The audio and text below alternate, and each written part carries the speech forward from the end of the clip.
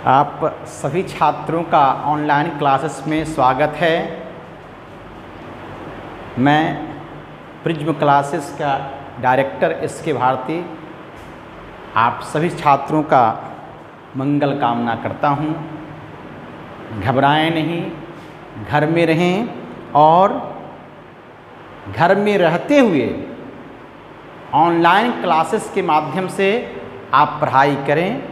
मैं आपको आश्वस्त करना चाहता हूं कि आपका पढ़ाई जैसे ऑफलाइन क्लासेस में हुआ करता था उसी तरह से ऑनलाइन क्लासेस में होगा। हमारा आपके साथ कमिटमेंट है।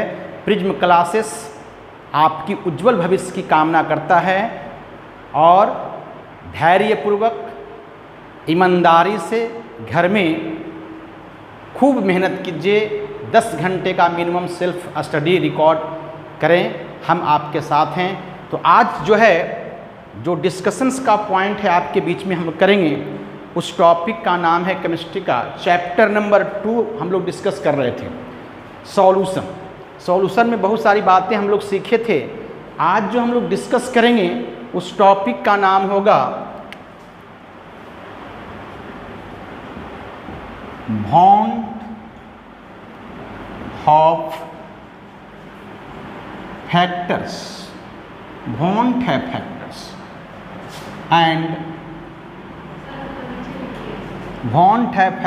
and abnormal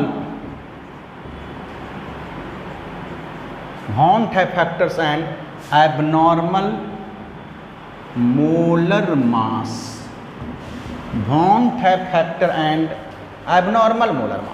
इस टॉपिक को हम लोग आपके साथ डिस्कस कर रहे हैं। हम लोग पिछले क्लास में ये सीखने का प्रयास किए थे। ये हमारे पास एक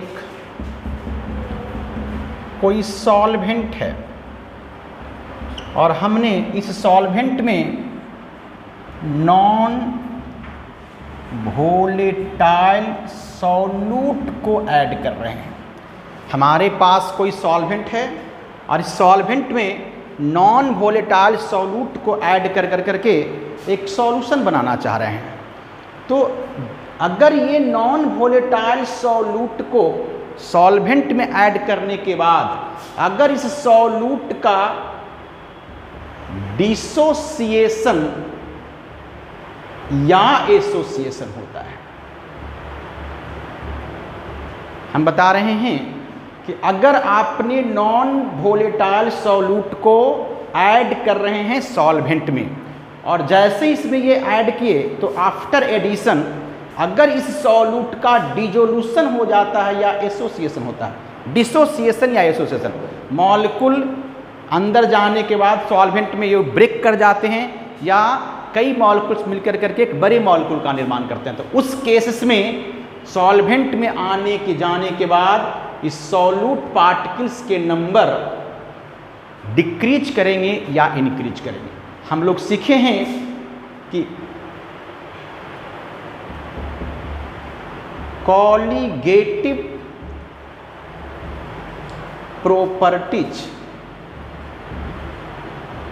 ऑफ सॉल्यूशन, किसी सॉल्यूशन की कॉलिगेटिव प्रॉपर्टीज ये डायरेक्टली प्रोपोर्शनल होता है number of particles of solute का। किसी सॉल्यूशन की colligative properties number of particles of solute के डायरेक्टली प्रोपोर्शनल होते हैं। अब जरा ध्यान से इन बातों को समझने का प्रयास करें।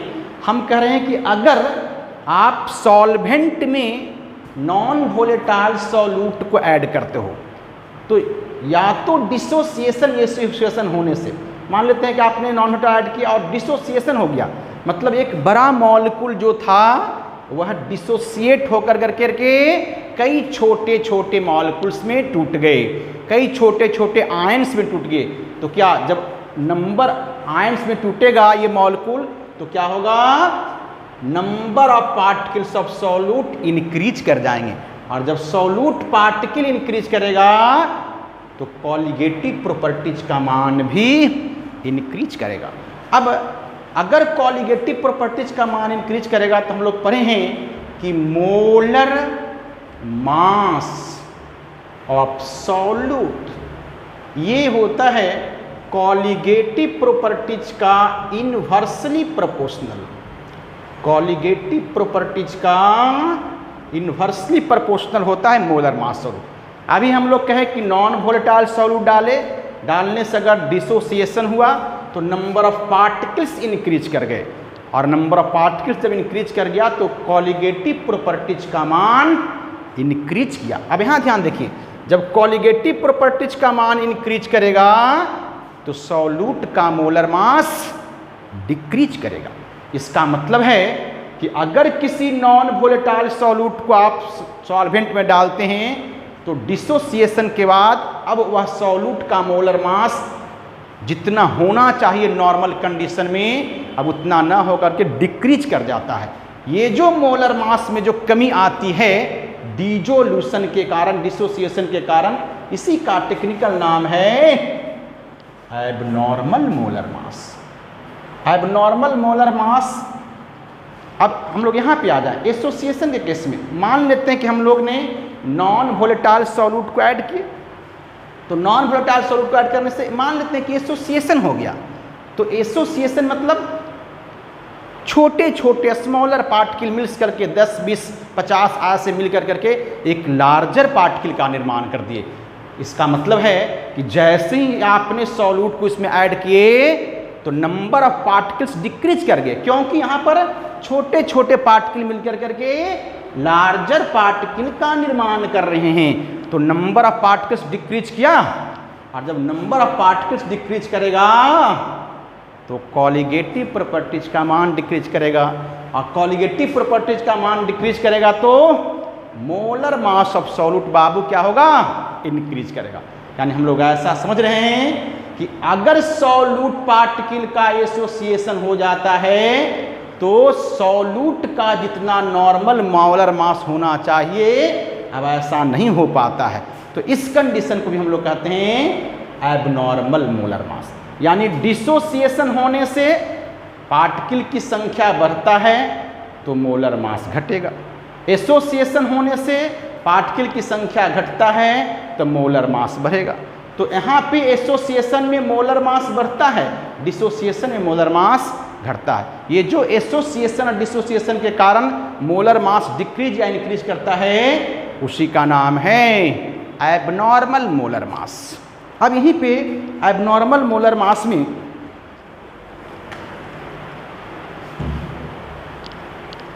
यानी इस बात को हम लोग सीखने का हम लोग प्रयास करें, हम लोग कह सकते हैं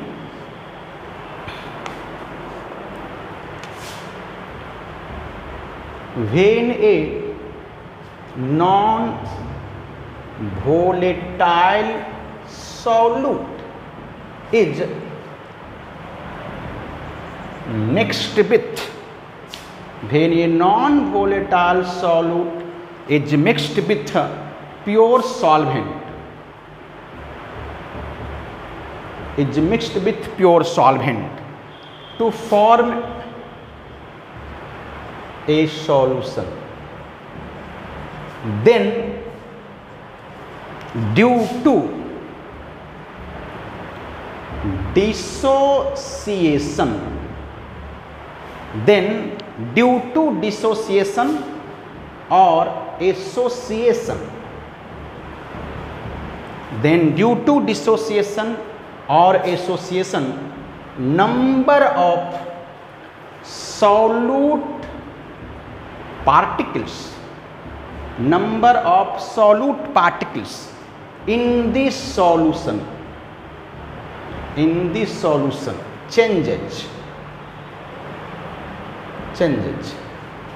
as a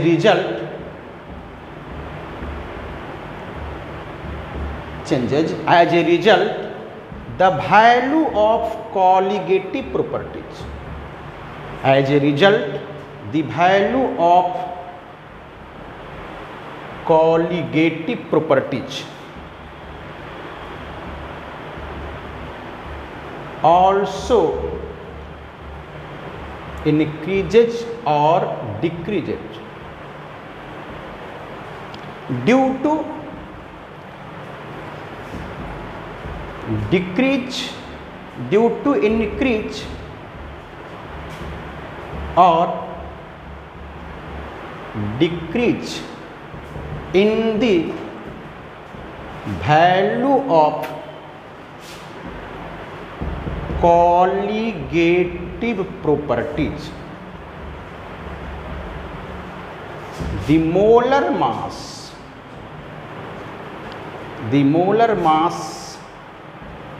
of the solute decreases oblique increases.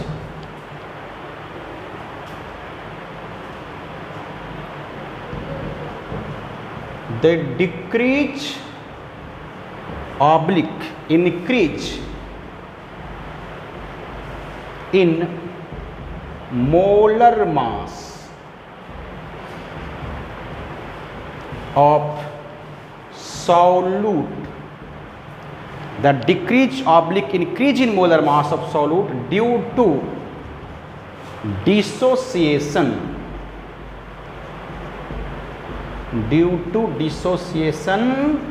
या association. The decrease in molar mass of solute due to dissociation or association is called abnormal molar mass. It's called abnormal molar mass. यानी हम लोग कह रहे हैं कि abnormal molar mass कब होता है, जब सॉल्यूट पार्टिकल को आपने इसमें ऐड किए सॉल्यूशन बनाने के लिए, और अगर वहाँ पे डिसोसिएशन हो जाए या एसोसिएशन हो जाए, तो इस केस में डिसोसिएशन होने से नंबर ऑफ पार्टिकल्स बढ़ जाएंगे, और नंबर ऑफ पार्टिकल बढ़ने से कॉलिगेटिव प्रॉपर्टीज का मान बढ़ जाएगा, और कॉलिगेटिव प्रॉपर्टीज का मान बढ़ जाने से मोलर मास डिक्रीज कर जाएगा, घट जाएगा। कॉलिगेटिव प्रॉपर्टीज और मोलर मास में इन्वर्सली कॉरिलेशन है। तो उसी तरह से यहाँ भी चलिए, अगर आपने सॉल्यूट पार्टिकल को ऐड किए और एसोसिएशन हो गया, कई छोटे छोटे पार्टिकल्स मिलकर करके एक हो गए, लार्जर पार्टिकल का निर्माण कर दिए, यानी सॉल्यूशन में पार्टिकल की संख्या कम गया एसोसिएशन होने से, और जब पार्टिकल की संख्या कमेगा तो कॉलिगेटिव प्रॉपर्टीज का मान भी कमेगा, क्योंकि कॉलिगेटिव प्रॉपर्टीज और पार्टिकल्स की संख्या एक दूसरे के डायरेक्टली प्रोपोर्शनल होते हैं। तो एसोसिएशन होने से पार्टिकल की संख्या घटा, पार्टिकल की संख्या घटने से कॉलिगेटिव प्रॉपर्टीज का मान घटा, और कॉलिगेटिव प्रॉपर्टीज के मान घटने से मोलर मास इंक्रीज कर जाएगा, क्योंकि कॉलिगेटिव प्रॉपर्टीज और मोलर मास में इन्वर्सली प्रोपोर्शनल कॉरिलेशन है। तो ये मोलर मास में जो कमी आ रहा है या जो मोलर मास बढ़ जा रहा है ड्यू टू एसोसिएशन और डिसोसिएशन, तो मोलर मास में जो कमी हो रहा है ड्यू टू एसोसिएशन या डिसोसिएशन, इसी का नाम है abnormal molar mass. Molar mass का घटना या मोलर मास का बढ़ जाना, इसी का नाम है एबनॉर्मल मोलर मास। अब हम लोग यहाँ डिस्कस करेंगे वॉन्ट हैव फैक्टर्स को कैसे हम लोग डिफाइन कर सकते हैं। तो वॉन्ट हैव फैक्टर है क्या, कहता it is the ratio of, want Hoff factor क्या है, वॉन्ट ऑफ फैक्टर्स, जिसको हम लोग आई से डिनोट करते हैं। वॉन्ट हैव फैक्टर को आई से डिनोट करते हैं, और कैसे हम लोग लिख सकते हैं वॉन्ट हैव फैक्टर को, तो ये डिफाइन होता है it is the ratio of normal molar mass by abnormal molar mass.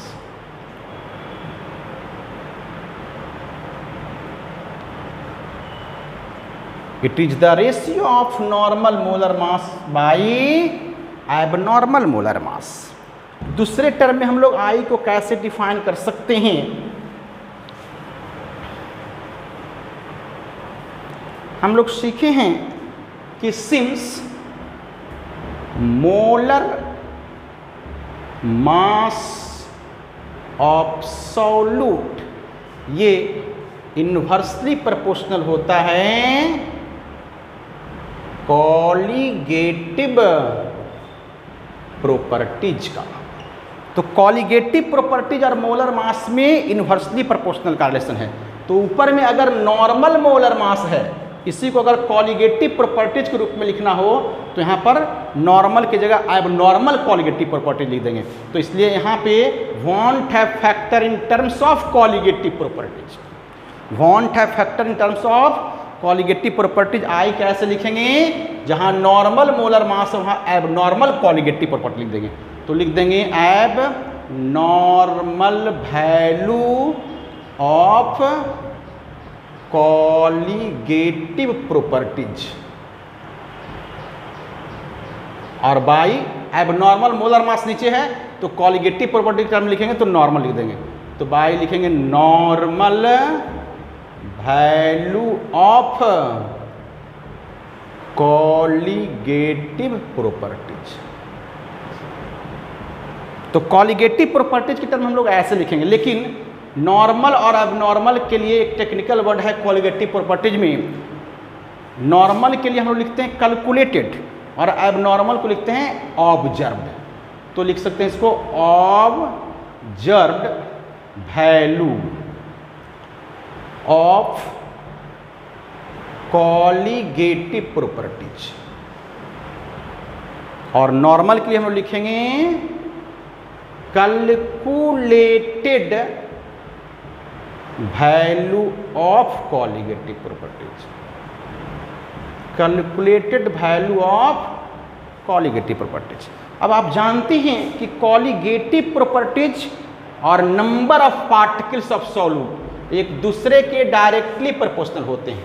तो हम लोग अब बातचीत करेंगे कि सॉल्यूट पार्टिकल्स के टर्म में आई को कैसे लिखें। तो यहाँ पर कॉलीगेटिव प्रॉपर्टीज का ऑब्जर्व वैल्यू है, मतलब ये हम लोग लिखे एबनॉर्मल वैल्यू। तो पार्टिकल्स में एबनॉर्मलिटी कब आता है, डिसोसिएशन या एसोसिएशन के बाद। तो हम लोग लिखेंगे यहाँ पर आई को number of moles of solute particles, number of moles of solute particle after dissociation, after dissociation या एसोसिएशन। यहाँ पर इस बात को ध्यान रखना है, आफ्टर को ध्यान रखें। और फिर लिखेंगे number of moles of solute particle. देखो यहाँ लिख रहे हैं, कैपिटल्स लिख रहे हैं बिफोर, इस बात को ध्यान रखना है। यहाँ भी इसको कैपिटल से हम लोग लिख दे रहे हैं आफ्टर, है ना, बिफोर डिसोसिएशन या एसोसिएशन। यानी शॉर्ट में अगर हम लोग या आई को रखना है कि आई कैसे निकालेंगे, तो सिंपल याद रखिए after by before, after by before. तो इस कंसेप्ट को लेकर करके जब भी कभी सॉल्यूशन में आई का मान निकालना हो तो हम लोग आई को फाइंड आउट कर सकते हैं। अब एग्जाम्पल के द्वारा हम लोग आई कैसे फाइंड आउट करेंगे, ये नेक्स्ट वीडियो में आपके पास हम लोग जरूर भेजेंगे। आप धैर्यपूर्वक ऑनलाइन क्लासेस का लाभ उठाते रहें। हम एक बार फिर से कहना चाहते हैं, आपकी पढ़ाई की जवाबदेही हमारे पास है। किसी भी तरह की कोई परेशानी हो तो हमसे ज़रूर शेयर करें। आपकी पढ़ाई ऑनलाइन में भी ऑफलाइन जैसे क्लासरूम जैसे होते रहेंगे, ये हमारा कमिटमेंट आपके साथ है। सभी छात्रों को मेरे तरफ से धन्यवाद, नमस्कार।